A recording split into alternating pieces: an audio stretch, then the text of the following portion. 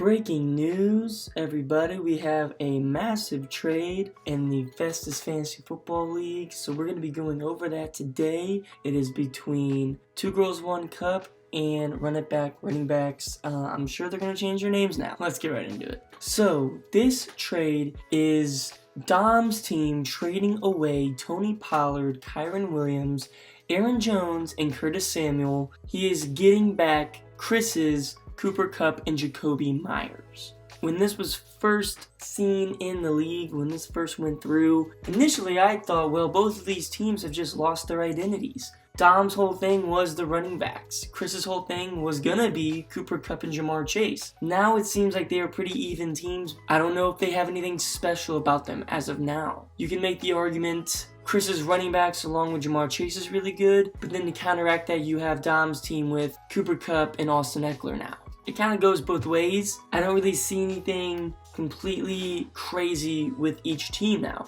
But I will say, in terms of overall depth, I think I can see where their team has balanced out now. Now, I believe that Chris won this trade. Okay, getting two starting running backs whenever you were depleted at the running back position is a huge asset for you, especially moving forward to now. You can trade away Najee, you can trade away Joe Mixon, you could even trade away one of the running backs you just got if you really wanted to. It really just depends on what you're kind of wanting to build now. You know, you can't play everybody, so you're going to have to make some decisions. But as for Dom, I see where he's coming from, that he didn't want the running back volatility that he was having to deal with, which I think Chris is now going to have to start dealing with. And truthfully, he just wanted, I think, to keep his best running backs playing every week and then get a solidified wide receiver. He did not have a good wide receiver until now, so this is a big move for him. We do have a video from Dom talking about the trade. Please take a look. Roll the video.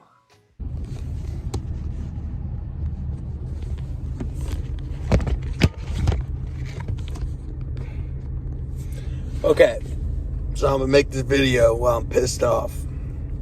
Okay, so in regards to the trade, I think I won the trade 100%. One, I don't fucking need every running back in the league. It's what you guys have been saying. Everyone in the league, Dom has every running back. Dom has every running back. And then I trade my running backs, and you guys say it's a fucking shitty trade. I gave away two running backs who average fucking 14 and 16 points this season, for a wide receiver who's going to average 20 and another wide receiver who averages 15. On average, the points, I fucking won the points on average of what's happened so far. Taking that. And then I gave him Aaron Jones, who's been dog shit, who's humiliated me for 2 weeks in a row. And Curtis Samuel, which maybe that's a fucking bad trade, getting rid of Curtis Samuel, because, you know, he's been popping off. But he's not going to pop off anymore. He got fucking lucky 2 weeks. Curtis Samuel sucks. He's going to sit on Chris's bench. He's not going to do anything. So in retrospect, I got someone who's going to get me 20 points every week. Pollard hasn't been doing that. Kyron Williams hasn't been doing it. The only thing they've been doing is fucking throwing games for me. When one scores 20, the other one scores 6. So it's like, I got two people who are consistent. Jacoby Myers, consistent, either 10 to 20 points. Cooper Kupp, who's going to be a consistent 20 points.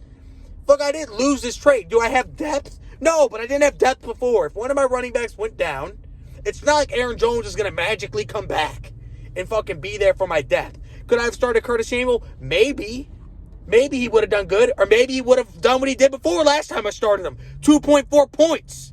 So it's like, I didn't fucking lose this trade. Anyone who says I lost this trade is an idiot. On top of that, when I am doing a trade that benefits me heavily, you guys say, oh, I have to trade more or it's not going to pass. Like, fucking people, fucking let people make bad trades, you idiots. I mean, as long as someone's not fucking pulling the Chris and Jordan shenanigans from that one season long-ass time ago where no one had brain cells and knew what the fuck was going on, shit like that's not going to happen anymore.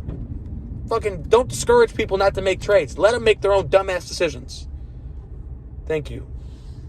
Thank you so much, Dom. So great to hear from you again. It's been too long. It's been almost 6 weeks since we've heard from you in video form. Don't talk about the trade committee like that, Dom. Don't be mean. I get where you're coming from, that you are just trying to make your overall best roster. You couldn't play all the running backs as it was, and you now have a really good balanced team, I think. But what you gave up, I think fits Chris's team better, considering he had nothing there at the running back position, and now it gives him more chances to move on from Joe Mixon, which was a terrible trade on his part, and Najee Harris if he can somehow swindle someone for that. All in all, I think this is going to be a huge trade to look at in the coming weeks. We're going to have to revisit this. I don't know how long this was in the works. I don't know how long they took to negotiate this. Look, it happened at like 9:30 in the morning. That's way too early for me. I wonder how long it was taking them to talk. Overall, awesome trade. I think it was pretty fair for both sides. I think they traded equal pieces. I'm going to say Chris won, but we'll see how it ends up. And yeah, thank you all for watching, and be sure to go watch the Week 6 video. Have a good week.